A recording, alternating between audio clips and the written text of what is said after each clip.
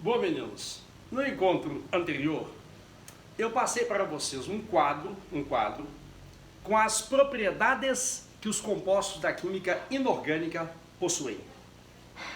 Por exemplo, composto iônico apresenta alta temperatura de fusão, alta temperatura de ebulição. Geralmente os compostos iônicos são pouco solúveis em água e também são maus condutores de eletricidade. Tudo bem? Era um quadro que tinha composto iônico, molecular, composto metálico e composto covalente puro e as propriedades que eles possuem. Ô Gil, e que tipo de questão poderia ser cobrada de mim no exame em que eu teria que conhecer aquele quadro muito bem? Por exemplo, vamos supor que eu peça a você que coloque essas 5 substâncias químicas em ordem crescente de temperatura de fusão, ou seja, de quem derrete mais facilmente para quem tem temperatura de fusão mais elevada, ou seja, derrete com dificuldade. Atenção, como proceder? Primeiro passo, tabela periódica na mão. Classifica todos os elementos que estão aqui presentes. Observe. Hidrogênio é ametal. Hidrogênio é ametal. Ô Gil, por que você colocou ametal 2 vezes? Repara que a fórmula é H2. Eu tenho ali 2 átomos de hidrogênio interligados. A ligação que ocorre entre 2 ametais, lembra? Ela se chama ligação covalente. Só que da ligação covalente entre os ametais é que surgem pequenos corpos que nós da química chamamos de moléculas. E entre as moléculas ocorre aquilo que a gente chama de ligação intermolecular. Guardou? Vamos de novo, ó. Ametal a metal. A ligação entre os dois é covalente. Só que quando a ligação covalente ocorre, o que resulta são moléculas. E entre elas ocorre o que a gente chama de ligação intermolecular. Sigamos. Tabela periódica.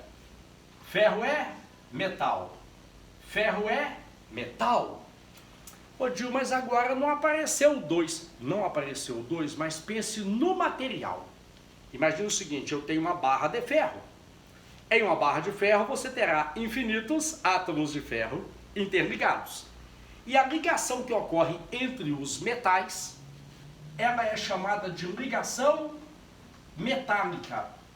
Só que a ligação metálica, ela é apenas uma ligação interatômica. Metal não é feito de moléculas. Lembra do encontro anterior? Molécula não tem metal em sua composição química. Quando estudarmos eletromagnetismo, ficará mais claro essa tal de ligação metálica. Você verá daqui a pouco onde eu quero chegar.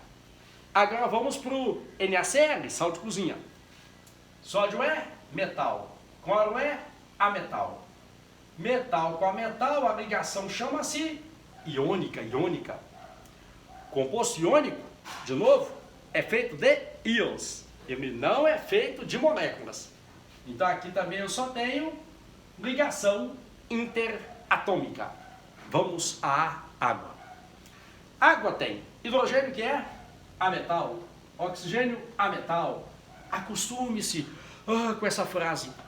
A ligação entre os ametais chama-se ligação covalente e é da ligação covalente entre os ametais que surgem as moléculas. E entre as moléculas ocorre aquilo que a gente chama de ligação intermolecular. Sigamos. Enxofre também é ametal, oxigênio ametal, ligação entre os dois covalente, só que da ligação covalente entre os ametais acabam surgindo pequenos corpos que nós da química chamamos de moléculas. E entre as moléculas ocorre o que chamamos de ligação intermolecular. Agora, tenta voltar na primeira aula desse capítulo sobre ligações químicas, onde eu disse a vocês que toda ligação interatômica é mais forte do que aquelas que são chamadas de ligações intermoleculares. Abreviando, onde tiver só ligação forte, ponto de fusão alto, ponto de ebulição alto. Onde surgir LIM, eu terei as ligações mais fracas, que são as intermoleculares. Agora temos que abrir mais essa questão. Abrindo, observa. Das ligações intermoleculares, a mais fraca é a ligação de Van der Waals. Por que, Gil? É porque a ligação de Van der Waals, ela ocorre entre moléculas que não têm polaridade. Se as moléculas não têm polaridade, a ligação entre elas é fraca. Depois vem a ligação de polo, porque ela ocorre entre moléculas que são polares. Depois vem a ligação de hidrogênio, que de fato é o mais forte tipo de ligação intermolecular. E para fechar, dentre as interatômicas, tem exceção adoidado, mas de um modo bem geral, você pode guardar assim, ó, de um modo bem geral, a ligação dita iônica, ela perde em força para a ligação metálica. De um modo geral, os metais são os materiais que têm os mais altos pontos de fusão, pontos de ebulição.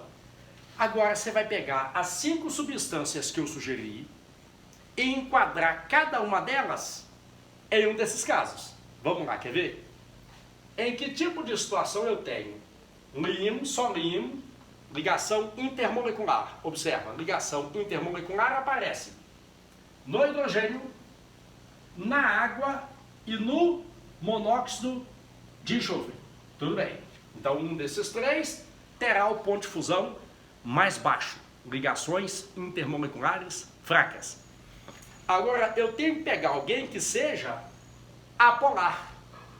Lembra? Vai guardando aí? A ligação de Van der Waals ocorre entre moléculas que não têm polaridade.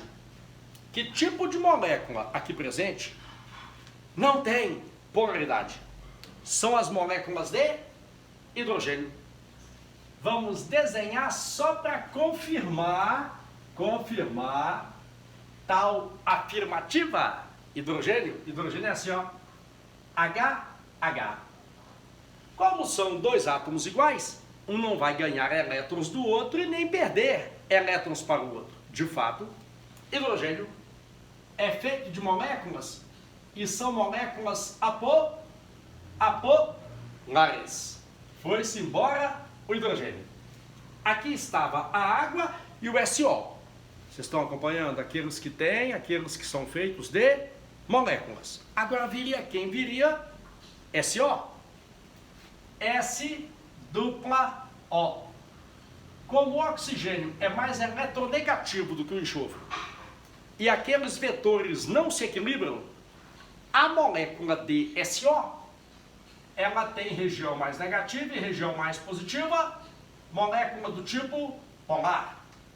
E entre moléculas polares, ocorre o que a gente chama de ligação de um dipolo com outro dipolo.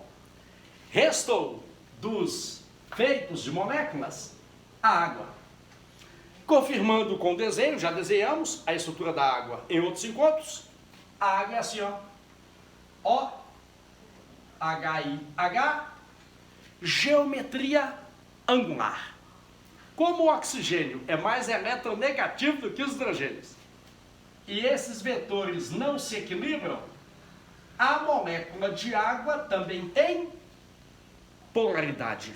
Só que nela apareceu H ligado a FON. Ainda consegue lembrar? Consegue, em encontros passados, que quando aparece H ligado a FON, entre as moléculas, irá ocorrer o mais forte tipo de ligação intermolecular, conhecida como ligação de hidrogênio. Guarda, ela é forte, tudo bem, dentre as intermoleculares, mas não esqueça que toda ligação intermolecular é mais fraca do que qualquer ligação interatômica. Restou agora aqueles compostos feitos só de átomos, que é o iônico, que está aqui, sal de cozinha, e ferro metálico. Olha que lindo! Um modelo que a gente usa de ligação química para explicar como que a natureza é, funcionando perfeitamente bem. Observa. A temperatura ambiente, hidrogênio é um gás. SO, eu não sei se você conhece, também é gás.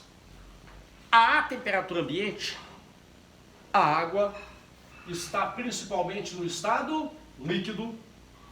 Sal de cozinha, você sabe que é sólido, pode até guardar, a grande maioria dos compostos iônicos são sólidos. Eu conheço apenas um ou dois que se apresentam à temperatura ambiente, líquidos. E a grande maioria dos metais também são sólidos. Mercúrio é uma exceção, é metal e a temperatura ambiente é líquido, porque a ligação entre os átomos de mercúrio não é tão forte. Papo lá para eletromagnetismo. Olha que legal, quanto mais fraca a ligação química entre as partículas que formam um material, maior é a probabilidade desse material ser encontrado no estado gasoso. Quanto mais forte a ligação entre as partículas que formam um determinado material, maior é a probabilidade desse material ser encontrado à temperatura ambiente no estado sólido. Não esquecer que o estado físico é função da temperatura e também da pressão. Mas de um modo geral, esse esqueminha você terá que guardar a partir de agora, que é qual é o tipo de ligação, qual é o tipo de ligação química mais fraca que existe? É a ligação de Van der Waals, porque ela ocorre entre moléculas que são apolares. Depois vem a ligação de polo, que também ocorre entre moléculas, só que agora são moléculas polares.